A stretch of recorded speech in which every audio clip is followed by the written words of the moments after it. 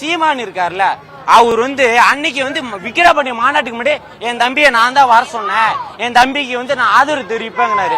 நாங்க உங்களை ஆதரவு கேட்டோமா? உங்களை அண்ணனா பஸ் நாங்க ஏத்துக்கிட்டோமா? உன்னைய நம்பிதான் நான் 56 பேர்த்த நான் இழுத்துட்டு ஓட்டு போட வச்சேன் மைக்கு சின்னத்துல.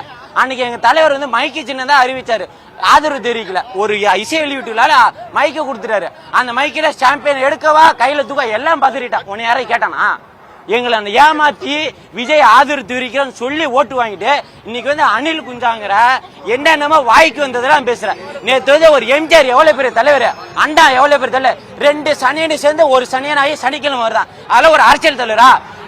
நாங்க அண்ணன் தம்பி போன 2 நாளைக்கு முன்னாடியே பேட்டி கொடுக்கிறாரு. என்ன சொல்றாருன்னா, அண்ணன் தம்பிக்குள்ள பிரச்சனையை உண்டாக்குறீங்கன்னு கேட்கிறாரு.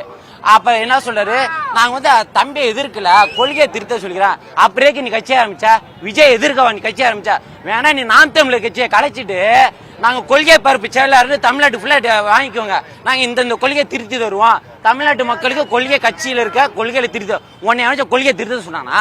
அன்னைக்கு திராவிடத்துக்கும் தமிழருக்கான போர், இன்னைக்கு ரசிகர்களுக்கும் கொள்கை கூட்ட தான் போர். நீ எங்க இருந்து வந்த?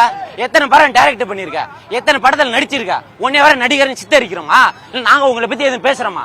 போற பக்கத்துல அணில் அவ எங்க பேச்சாருத அடுத்த எல்லாம் மைக்க எடுத்து பேசுற. அணில் குஞ்சா அணில் குஞ்சா, இந்த அணில வச்சுதான் நீ 8% ஓட்டு வாங்கினா, அதை மறந்துடாதீங்க. என்னைக்கும் நாங்களை எதிர்க்கிறது நாங்க நோக்கமே கிடையாது. நாங்க பட்டே மக்கள் பணி செய்யறதுக்கே எங்க தளபதியை கொண்டு வரோம். உனக்கு ஓட்டு வருதா வரலையா, உனக்கான மக்கள் பணி இருக்குல்ல, நீ அதை பத்தி பேச வேண்டியதான். எதுக்கு தளபதியை பத்தி பேசணும்? அவர் என்னவா பண்ணிட்டு போறாரு? சனிக்கிழமை வர்றாரு, ஞாயிற்றுக்கிழமை வர்றாரு, என்னமா வர்றாரு? எங்களை பார்க்க வர்றாரு. நாங்க இளைஞர் படை இருக்கோம் அவருக்கு பின்னாடி, நாங்க தான் அவருக்கு ஓட்டு போட போறோம், நாங்க தான் ஜெயிக்க வைக்க போறோம். உனக்கு என்ன பிரச்சனை? உனி உங்க மக்களை தட்டிட்டு போன ஒரு இது வரைக்கும் நாங்க விக்கிரவாண்டி மதுரை மாநாட்டுக்குல 100 கேபினாச்சும் போட்டுருப்பாங்க. ஒரு கேபின்ல 5000 பேர். நீ இது வரைக்கும் நாம் தமிழர் கட்சி கூட்டம் சேர்ந்திருக்கா?